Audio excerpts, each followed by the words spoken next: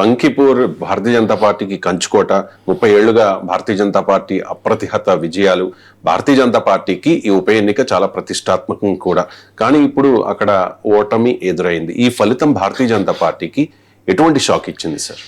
BJP చెప్పేది ఏముంటుంది, ఇది ఆఫ్టర్ ఆల్ ఒక ఉప ఎన్నిక. ఇట్లాంటి ఉప ఎన్నికల్లో చాలాసార్లు ఓడాం, చాలాసార్లు గెలిచాం. ఎస్, నిజమే, కాదని ఎవరు అన్నారు. చాలాసార్లు ఎన్నికల్లో గెలుస్తుంటారు, ఓడుతుంటారు. So no by election can be a symbol of next election. By ఎలక్షనే కాదు, ఒకే ఎలక్షన్ కూడా సంబంధం ఉండదు.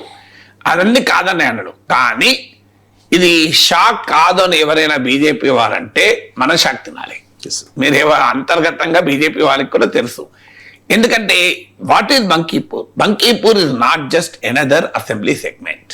మనకు అర్థం కావాలి. ఫస్ట్ క్వశ్చన్, బీజేపీకి ఇది ఎంత షాక్ అనేది అర్థం కావాలంటే it is not just another assembly segment. ఎందుకు అంటే బంకీపూర్లో మనం చాలాసార్లు చెప్పుకున్నాం, 30 ఏళ్ళుగా బీజేపీ వరుసగా గెలుస్తుంది. నితిన్ నవీన్ 2006 నుంచి ఇప్పటి వరకు 4-5 టైమ్స్ గెలిచారు. BJP all India president. ఆయన ఆల్ ఇండియా ప్రెసిడెంట్ అయ్యాక ఆయన రాజ్యసభకు వెళితే ఆయన వెకేట్ చేసిన సీటు. ఆయన కన్నా ముందు ఆయన ఫాదర్, ఆయన నవీన్ కిషోర్ ప్రసాద్ సిన్హా, ఆయన 4 టైమ్స్ గెలిచాడు ఈ సీట్లో. 95 నుంచి అనుకుంటారు. సో కంటిన్యూస్ గా గెలుస్తున్న సీట్లు. ఈవెన్ అంతకు ముందు కూడా బీజేపీ గెలిచిన సీట్లే. రవిశంకర్ ప్రసాద్ ఫాదర్ గెలిచాడు, ఠాకూర్ ప్రసాద్. ఇలా ఇది బీజేపీ సీటు, అనుమానమే లేదు. ఇది బీజేపీ ఎలక్టోరల్ గా గెలుస్తున్న సీటు. ఏదో మామూలుగా గెలిచిందా అంటే కాదు. ఇంతవరకు బీజేపీకి ఈ 9 ఎలక్షన్స్ లో లోయెస్ట్ గా వచ్చిన ఓటింగ్ ఎంత అంటే 59%. Lowest voting. ఇక ప్రతిసారి అంతకన్నా ఎక్కువ నచ్చింది. అంటే 9 ఎలక్షన్స్ లో మినిమం 60% ఓటింగ్ తెచ్చుకున్న పార్టీ ఇలా ఓడిపోయింది ఘోరంగా.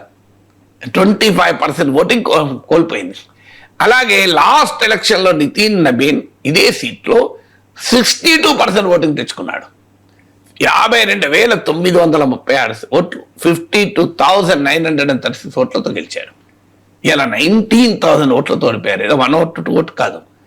ఇక అందువల్ల BJP strong hold, social combination తీసిన ఇది అప్పర్ కాస్ట్ డామినేటెడ్ సీట్. కాయస్థాలు ఎక్కువ, కాన్స్టిట్యున్సీలో 14%. ఇదంతా BJP vote base. Urban, middle class, upper cost. ఇది బీజేపీ మాత్రమే కాదు, జనసంఘ్ రోజుల నుంచి కూడా ఇదే ఈ కాన్స్టిట్యున్సీ సపోర్ట్ బేస్ బీజేపీ. మీకు అక్కడ బీజేపీకి దెబ్బ తగిలింది. అది గ్రావిటీ ఆఫ్ ద ఇష్యూ కూడా మనకు అర్థం కావాలి. పోనీ మెజారిటీ ఏదైనా ఏదో 1000 ఓట్లు 2000 ఓట్లతో ఓడిపోయారా అంటే ఏకంగా 19,000 పైన ఓట్లతో ఓడిపోయారు.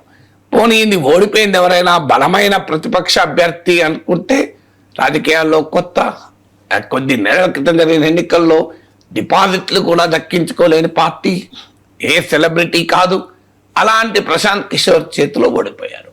అది కూడా ఎంత ఓటింగ్ తగ్గింది? 25% ఓటింగ్ తగ్గింది బీజేపీ.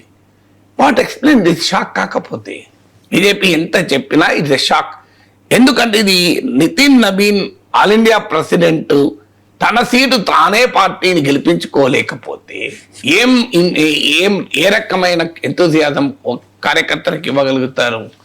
మీకు కార్యకర్తలకు ఏ రకమైన స్ఫూర్తిని ఇవ్వగలుగుతారు? మీకు బీజేపీ నాయకులు ఒకతను నాకు చెప్పారు, ఒకసారి మీటింగ్లో ఉంటే వసుంధరా సింధియా లేటుగా వచ్చారట.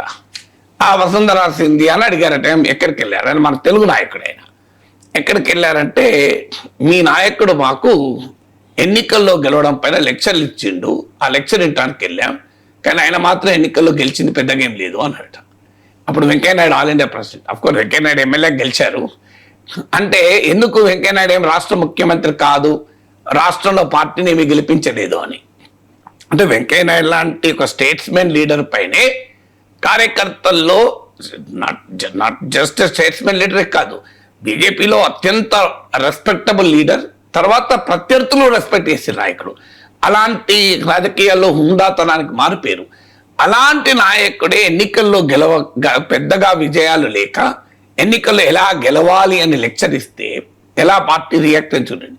అఫ్కోర్స్ నితిన్ నబీన్ మనం అలా అనలేము, ఎందుకంటే ఆయన 4 సార్లు 5 సార్లు గెలిచారు కూడా.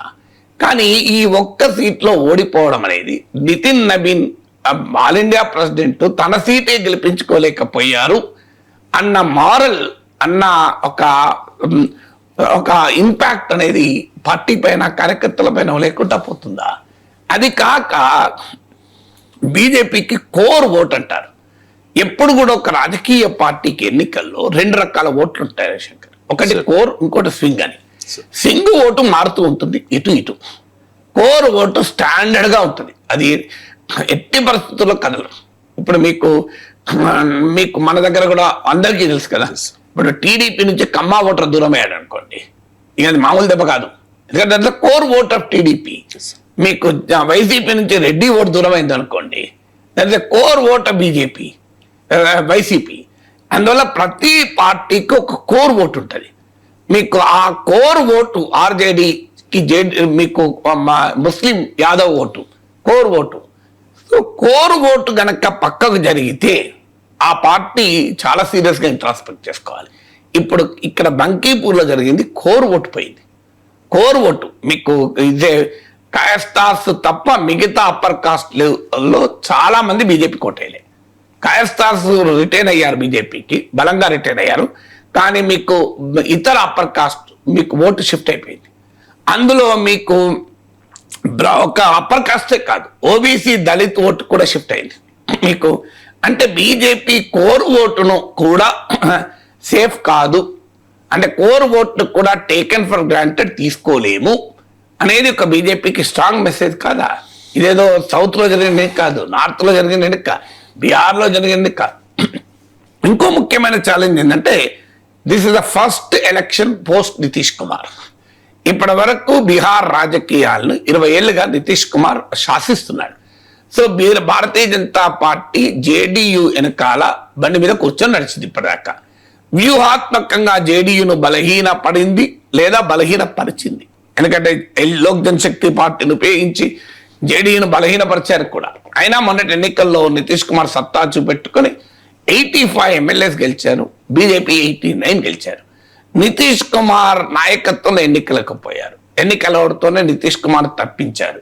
నితీష్ కుమార్ తప్పించడం వల్ల మోస్ట్ బ్యాక్వర్డ్ కాస్ట్ లో వ్యతిరేకత రాకుండా ఉండేందుకు ఆ ఎంబీసీ కమ్యూనిటీస్ నుంచే సామ్రాట్ చౌదరిని ఎన్నుకున్నారు. నితీష్ కుమార్ కుర్మి అయితే సామ్రాట్ చౌదరి కొర్మి, కోయిరి, కుష్వాహా ఇవన్నీ కూడా MBC cost.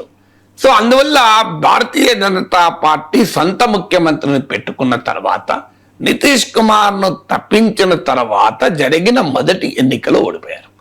So what will be it's impact రేపు?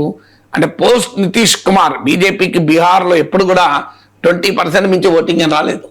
సో అందువల్ల బీజేపీకి సొంతగా బలమున్న యూపీ కాదు ఇది, సొంతగా బలమున్న రాజస్థాన్, మధ్యప్రదేశ్, ఛత్తీస్గఢ్ కాదు ఇది. ఇది బీజేపీకి ఉన్న బలమల్లా జేడీయూతో లింక్ అయి ఉన్న బలమే. జేడీయూతో లింక్ లేకపోతే బీజేపీకి బలం లేదు ఇక్కడ.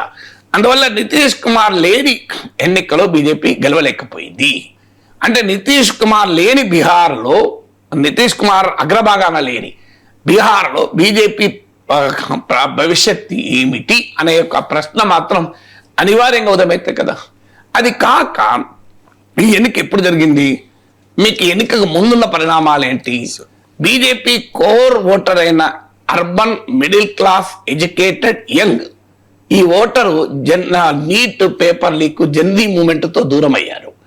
Urban, middle class, upper caste voter, ముఖ్యంగా యంగ్ ఓటరు. మీకు రామ్ టెంపుల్ చందా చోరీ అంటే విరాళాల చోరీ జరిగిన తర్వాత ఎన్నిక జరిగింది, మర్చిపోకూడదు మనం. అంటే ఫస్ట్ టైం ఆఫ్టర్ రామ మందిర విరాళాల దొంగతనం తర్వాత జరిగింది ఎన్నిక.